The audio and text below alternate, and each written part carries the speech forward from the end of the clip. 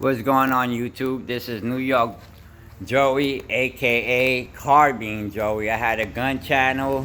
I took it off because of all the BS that going on with firearms now. Um, this is my 1986 Honda Shadow vt500C. I'm gonna break it down. I'm gonna start doing videos on my bike. I was gonna do piece by piece. I just decided today to start showing y'all things that I'm doing to my bike. This bike didn't look nothing like this. It only has 16,000 miles. I've had it for about 3 months and did a lot of upgrades to it.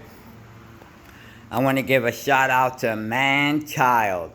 He has helped me out dramatically on, updates and stuff that he's done to his bike, and I followed a lot of stuff that he has done. So Man Child, I want to thank you very much for always responding to my comments. All right, so first of all, I changed the tire. It's not a dirty white wall, it's a reflective white wall. It's called the Shinko 777 HD with the reflective bound around it. I went ahead and changed the shocks to the RF Y. They're freaking awesome shocks.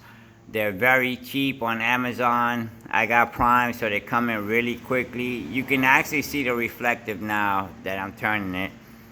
We're gonna start with the other side first. I went ahead and added Amazon's LED lighting, but I did not change the flasher. I think that with it flashing faster, it's actually more safer. So I also, like I said, I really don't even care about showing my license plate because I ain't worrying about nobody coming to my house. As you can hear my pit bulls in the background. So I put the third I put the side license plate. That also comes from Amazon. I got a lot of stuff off of Amazon. It's a side plate. I got some LEDs on there. Like I said, I got the shocks. I'm thinking about chopping it, but I take my kid on the ride. So I don't know what I would do to chop it and still be able to do that. So that's why I haven't changed it. But I did take off the whole exhaust system and the middle jack stand. Like I said, I grinded down all of these lines with just a Dremel and put with a drill, and just put one of them little rough brushes on it and grinded it down, which makes it look really, really shiny. I painted the whole bike black. I added these also from Amazon.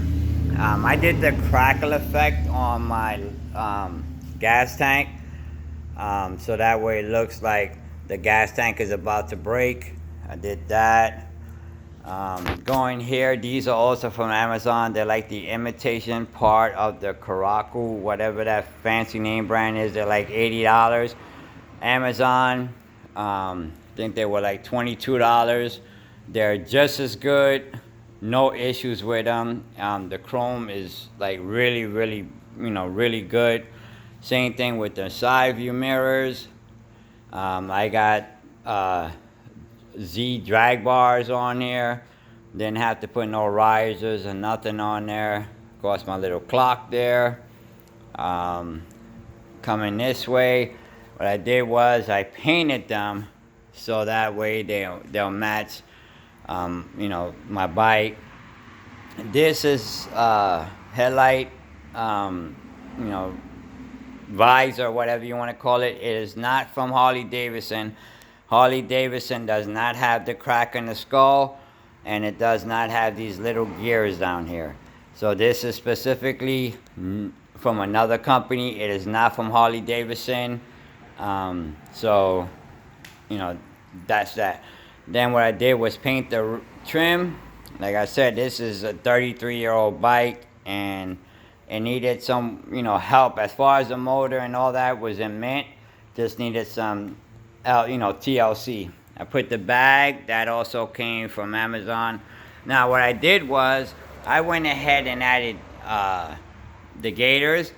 But I didn't want to go ahead and take my tire off. So what I did was I just split it down the middle, put it on, and got some nice stainless steel clips.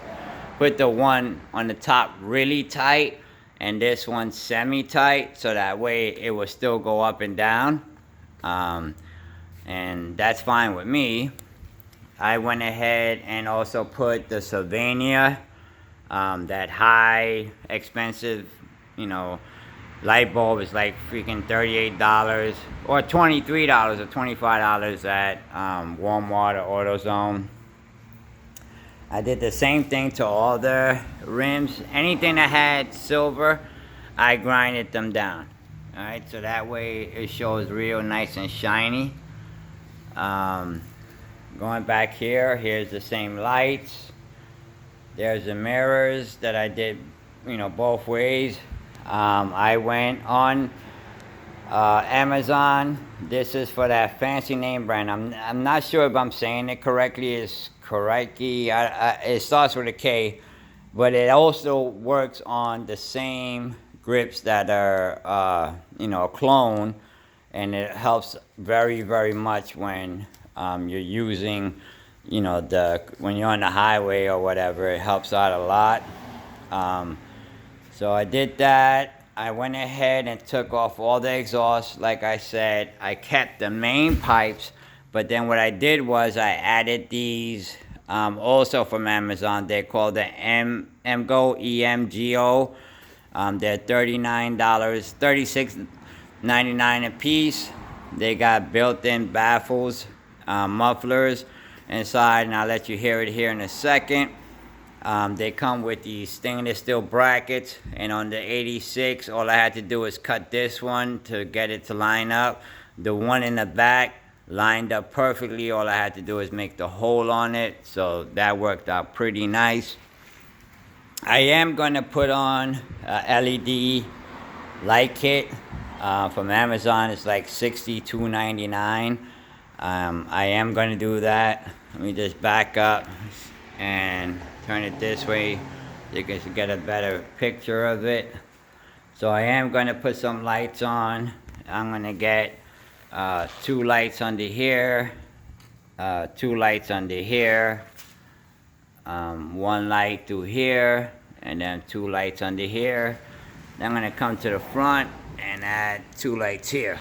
Now, it's not that the paint is bad. I did the crackle effect, so that way it looks like my gas tank, you know, like anything as far as it being black would is ready to crack. This is from the previous buyer. They dropped the bike, but I ain't worrying about that. That's nothing big on it. It sounds awesome. I didn't have to rejet it. I'm thinking about going up 1 more because I get that deceleration popping, not backfire. You gotta understand, it's 2 different things. Backfiring is from the carburetor. Deceleration popping is from the exhaust, which means you have gasoline still in your carburetor that hasn't burnt out when you let go of your throttle. So we're putting bigger jets in it. It was like, you know, the fuel that's in the carburetor will burn before you decelerate. So when you're letting go of the throttle, there's no gasoline in there, which will still be running through the carburetor when you letting go of the throttle. Shined it up. Starts up very fine right now. Literally, the bike is cold. I ran it this morning, but I have not ran it at all for the last couple of hours. The ignition was broken, which goes here, so I just put a tractor key there. Turn that on there. Starts right up, and that's, as you can see, it is cold, but it's very responsive.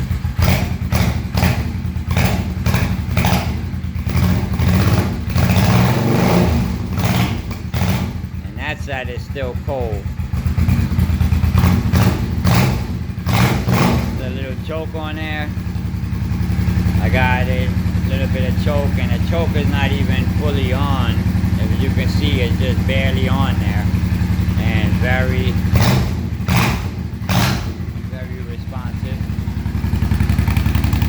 Pipes are beautiful. Sound very nice. Like I said, the bike starts up good. It runs nice. I'm gonna start doing more videos of everything I do to it. The bag I also got from Amazon. I do a lot of shopping on Amazon Prime. You get your stuff in 1 or 2 days. I do not have patience for it to come by and wait. Some people will frown. Let me shut this off. See, that's with no choke on, and she's still cold.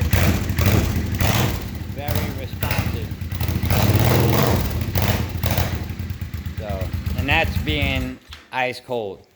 A lot of people frown, you know, you're not supporting an American company and all this and all that, but I understand that to one point, but another point too is I'm not paying $80 for something that they also get themselves from China, slap their name on it, and want to charge you $90 for it. You know, I'm going to take the same shortcut they do, because you know, most of the companies do that. They get their stuff from China, they go ahead, slap their name on it, and then want to charge you $80, $90. So what I do is I cut the middleman off. There's some things I go ahead and get that are American made, you know, but if I know that the company also is the middleman and gets their stuff straight from China, but slaps a name on it and wants a crap load of money, then I'm not going to support that company because it's not 100%, you know, U.S. made. Now you got shipping from U.S. And you got made in the USA. Made in USA is made in USA because it's illegal for them to say that if it's not made in USA. So you have to look at some of the stuff that you buy will just say USA. It won't say made in the USA. So you watch for that, and that's how you know where the stuff is coming from. So I will be doing some more uploads. Like I said, I'm still on the fence about chopping it here, you know, putting on a new seat, getting rid of the whole back.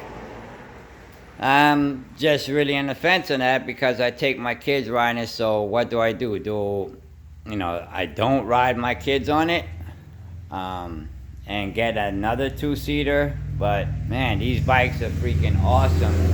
I actually get a lot of compliments on this bike. 33 years old, and it's just like practically in mint condition. I've done all this work myself. Just want to give you a little bit on the bike. I'll be, you know, bringing out some more videos of, you know, riding and more upgrades. The next video will probably be about the light kit that I bought. It's called Dill Trio. It's got like 400 and something reviews on Amazon, and it's like $59.99. I mean, it's considered the best seller on Amazon as far as motorcycle lights. It's got remote, and it's got a key fob, and it's voice activated.